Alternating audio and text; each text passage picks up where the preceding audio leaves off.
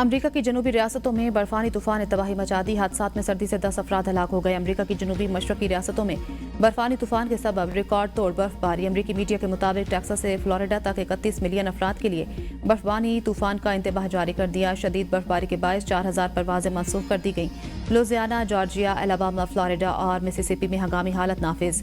तालीमी इदारे बंद और शहरियों को घरों में रहने की हिदायत जारी। ह्यूस्टन से अलाबामा तक 3 से 6 इंच, न्यू ऑरलिन्स में 8 इंच जबकि मोलेनो में 5.5 इंच। अलाबामा में एक दिन में 5 इंच से जायद बर्फबारी के बाद 143 साल रिकॉर्ड टूट गया।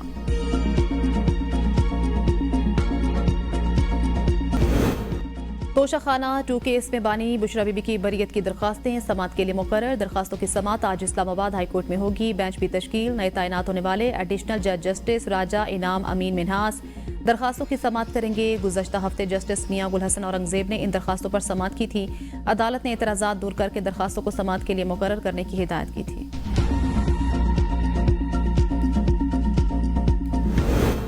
बेंचेज इख्तियारात केस का आईनी तरमीम से कोई ताल्लुक नहीं, अगर कोई वैसे ही डरने लग जाए तो अलग बात है। जस्टिस मंसूर अली शाह के बेंचेज के इख्तियारात पर तौहीन अदालत केस में रिमार्क्स। कहा, सवाल प्रैक्टिस एंड प्रोसीजर कानून के सेक्शन 2 का है। बेंच अपना दायरा इख्तियार देखना चाह रहा हो तो क्या केस वापस लिया जा सकता है। अटॉर्नी जनरल का अदालती मुआविनीन पर एतराज़। कहा, अदालती मुआविनीन ने आईनी तरमीम चैलेंज कर रखी है। जस्टिस अकील अब्बासी ने रिमार्क्स दिए, तवाज़ुन कायम करने के लिए आपके तजवीज़ करदा नाम भी शामिल कर लेते हैं। अटॉर्नी जनरल ने कहा, मैं कोई नाम तजवीज़ नहीं कर रहा। अदालत ने सबों और ख्वाजा हारिस को भी अदालती मुआविन मुकर्रर कर दिया। अदालती मुआविन मुनीर ए मलिक और जस्टिस रिटायर्ड शाहिद जमील की फुल कोर्ट तश्कील देने की तजवीज़। एडिशनल रजिस्ट्रार सुप्रीम कोर्ट से तहरीरी जवाब तलब। मजीद समात आज होगी।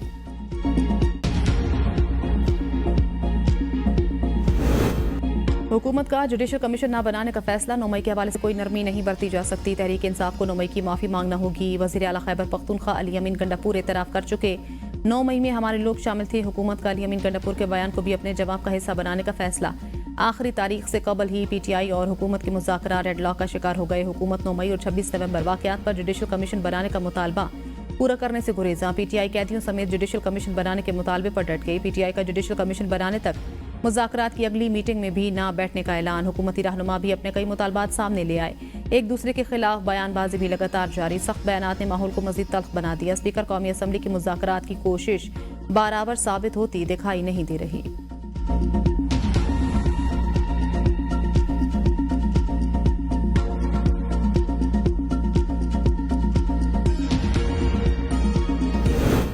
हुकूमत ने PTI को तहरीरी जवाब के लिए 28 जनवरी की तारीख दे दी। PTI का चौथी नशिस्त में शिरकत न करने का फैसला। स्पीकर कौमी असम्बली अयाज सादिक की ज़ेर सदारत हुकूमती मुज़ाकराती कमेटी की ज़ेली कमेटी का इजलास। इसहाक डार, नवीद कमर, अब्दुल अलीम खान, राना सनाउल्लाह, फारूक सत्तार, एजाजुल हक, खालिद मक्सी और चौधरी सालिक हुसैन की शिरकत। मीडिया से गुफ्तगू में तर्जुमान इरफान सिद्दीकी ने कहा, जुडिशल कमीशन बनने या न बनने का भी फैसला नहीं हुआ। इजलास में मुतालबात पर गौर हुआ। कानूनी मुशावरत की गई। ज़ेली कमेटी का इजलास कल और जुमा को दोबारा होगा। अपोजिशन लीडर उमर अयूब का भी जवाब। कहा, चौथे राउंड से कबल जुडिशल कमीशन का क़याम ज़रूरी। जुडिशल कमीशन का क़याम अमल में नहीं लाया जाता तो चौथे मुज़ाकराती राउंड में नहीं बैठेंगे।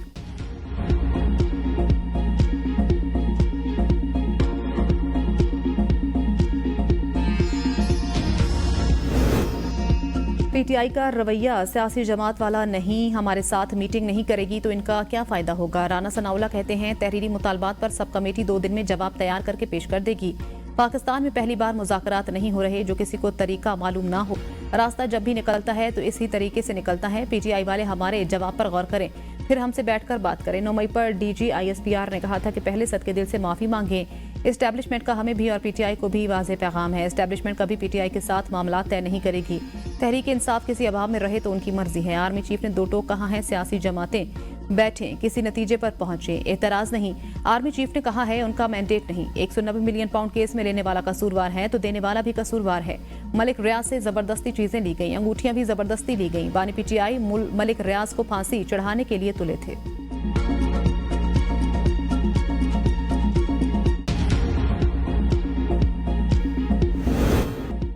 मुज़ाकरात के नाम पर कठपुतलियों के ढोंग ने इन्हें कौम के सामने बेनकाब किया। शेख वकास अकरम कहते हैं, जिस दिन आइन और जमहूरियत बहाल होंगे तो फॉर्म 47 के वजीर मुल्क से भागेंगे।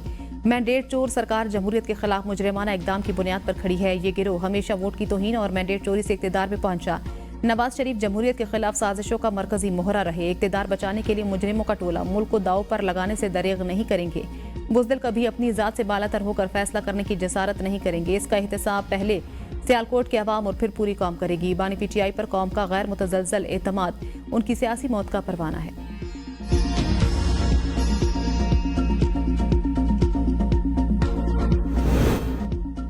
पैंतीस पंक्चर से लेकर फॉर्म 47 तक सब जुडिशल कमीशन में शामिल किया जाए। वज़ीर दिफा ख्वाजा आसिफ की एपीएन न्यूज़ और मीडिया से गुफ्तगू। कहा, इस कमीशन में सब धरने भी आ जाए, 9 मई भी, 26 नवंबर भी आ जाए। जुडिशल कमीशन के हवाले से कोई तजवीज़ ज़ेरे गौर नहीं। जुडिशल कमीशन क्यों बनाया जाए? पीटीआई की किसी स्टेट से भी मुज़ाकरात के लिए संजीदा अप्रोच नहीं रही। 9 मई पर लोगों को सजाएं हो चुकी हैं। अब कमीशन क्या तहकीकात करेगा? इन्होंने 3 हमले करके देख लिया और आखिर में तरलों पर आ जाते हैं। मेरा नहीं ख्याल कि इंटरनेशनल लॉबी पाकिस्तान के बारे में कोई स्टैंड ले। सिविल नाफरमानी पीटीआई की पुरानी हिकमत अमली है। इनके मुतालबे पर किसी ने एक दुमड़ी भी नहीं रोकी। एलन मस्क के बयानात को अमरीका के साथ ताल्लुकात के तनाजुर में देखना चाहिए।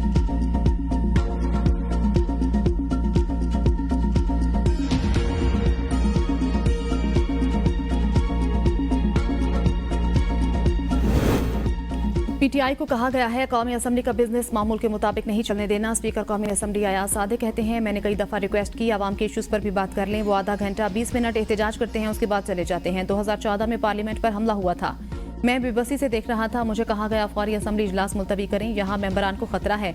जब धरने वाले पार्लियामेंट के अंदर आ गए तो पैगाम मिला कि इजलास खत्म करें। पैगाम इन्होंने ही भेजा होगा जिन्होंने वजीर आजम को मुस्ताफी होने का पैगाम दिया। कहा गया कीलों वाले डंडों के साथ हमला किया जाएगा। मेरे तो पसीने छूट गए। सितंबर 2024 में पार्लियामेंट में 11 अरकान को उठाया गया। वो कौन थे वजाहत नहीं कर सके। जमहूरियत तब महफूज होगी जब हम सब मिलकर जमहूरियत को संजीदगी से लेंगे। मेरी लीडरशिप मुझे प्रोडक्शन ऑर्डर से नहीं रोकती। इसाक डार कोशिश कर रहे हैं कि पीटीआई कमेटी की अपने लीडर से मुलाकात हो जाए। अख्तर मेंगल से राब्ते में हूँ, कोशिश है उन्हें मना लूँ। कहा है कि असम्बली से इस्तीफा न दें।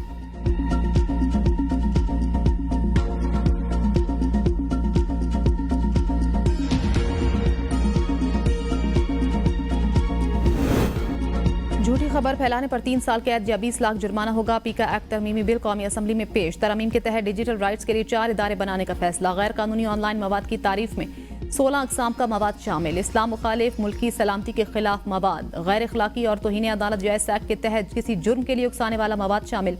गैर कानूनी मवाद में गुस्ताखाना, तशद्दुद, फिरका वाराना, मुनाफरत को हवा देने वाला मवाद भी शामिल। फाहश मवाद, कॉपीराइट की खिलाफ वर्जी, जराइम या दहशतगर्दी की हौसला अफजाई पर मुश्तमिल मवाद भी गैर कानूनी मवाद की तारीफ में शामिल होगा।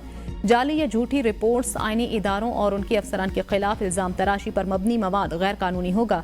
अदलिया या मुसल्लह अफवाज के खिलाफ इल्जाम तराशी, ब्लैकमेलिंग और हतक इज्जत पर मबनी मवाद भी गैर कानूनी तस्वुर होगा।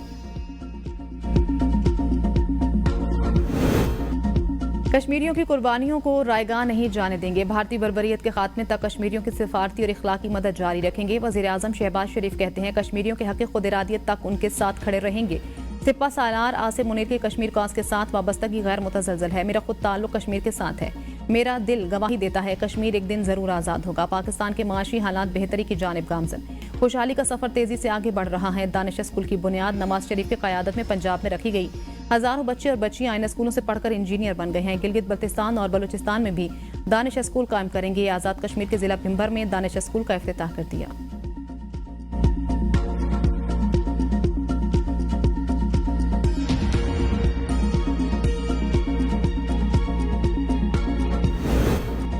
भारत पाकिस्तान का नाम मिटाने में नाकाम। चैंपियंस ट्रॉफी की जर्सी पर पाकिस्तान का नाम ना लिखने की जिद पर मुंह की खानी पड़ी। आईसीसी की शटअप कॉल के बाद भारत ने नाकाम होकर पैंतरा बदल लिया। बीसीसीआई ने कहा, चैंपियंस ट्रॉफी में भारत की जर्सी पर ऑफिशियल लोगो होगा। भारतीय टीम की शर्ट पर पाकिस्तान का नाम बतौर मेजबान शामिल होगा। सेक्रेटरी बीसीसीआई ने कहा, हम आईसीसी की गाइडलाइंस को अपनाएंगे। इससे पहले भारत पाकिस्तान का नाम ना लिखने की जिद करता रहा। आईसीसी का कहना था, टूर्नामेंट का लोगो अपनी जर्सियों में शामिल करना हर टीम की जिम्मेदारी है। तमाम टीमें इस असूल की तामील करने की पाबंद हैं।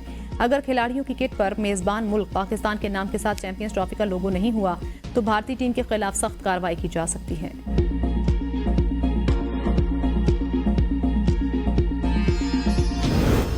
Senate committee Barham. एफबीआर को 1000 से ज्यादा गाड़ियां खरीदने से रोक दिया। सेनेट की कायमा कमेटी खजाना अरबों रुपए की नई गाड़ियां खरीदने का नोटिस।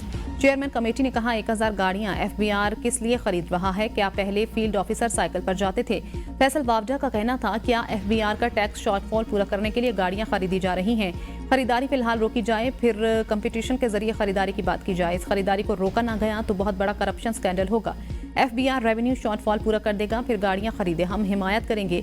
FBR के हुकाम ने कमेटी को बताया कि हम इन 1010 गाड़ियों की खरीदारी का ऑर्डर कर चुके हैं, जिस पर फैसल वावडा ने कहा, बदमाशी देख लें कि इतनी जल्दी में खरीदारी का ऑर्डर भी कर दिया गया।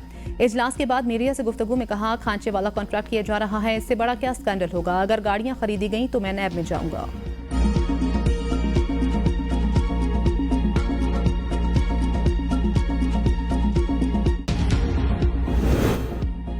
£190 मिलियन केस में ठोस शवाहिद मौजूद हैं। मियां बीबी ने ट्रस्ट बनाया, करोड़ों रुपए लिए। वजीर इत्तलात अताउल्लाह तारड़ की मीडिया से गुफ्तगू, कहा, तमाम चीजें दस्तावेजात से साबित हो चुकी हैं, इस केस के ठोस शवाहिद मौजूद हैं। मियां बीबी ने रिश्वत में 200 कनाल जमीन ली, ट्रस्ट बनाया गया, अंगूठियां ली गई, इससे बड़ी करप्शन की कोई मिसाल नहीं। बंद लिफाफा काबीना इजलास में लाया गया। सुप्रीम कोर्ट ने भी कहा कि पैसा एक हाथ से लेकर दूसरे हाथ दे दिया गया। हुकूमत पाकिस्तान के पैसे का गलत इस्तेमाल किया गया, आवाम के अरबों रुपए बटोरे गए। जो पैसा जब्त किया गया था वो हुकूमत पाकिस्तान की मलकियत था। PTI वाले अब इस मामले को सीरत से जोड़ रहे हैं। मजहब को सियासत से बाहर रखें, अपनी करप्शन और रिश्वत का जवाब दें। मजहब के पीछे छुप कर अपने घिनौने जुर्म छुपाने की कोशिश मत करें। नैब की प्रेस रिलीज के बावजूद दुबई में प्रोजेक्ट लॉन्च किए जा रहे हैं। दुबई में सरमायाकारी मनी लॉन्ड्रिंग के जुमरे में आएगी।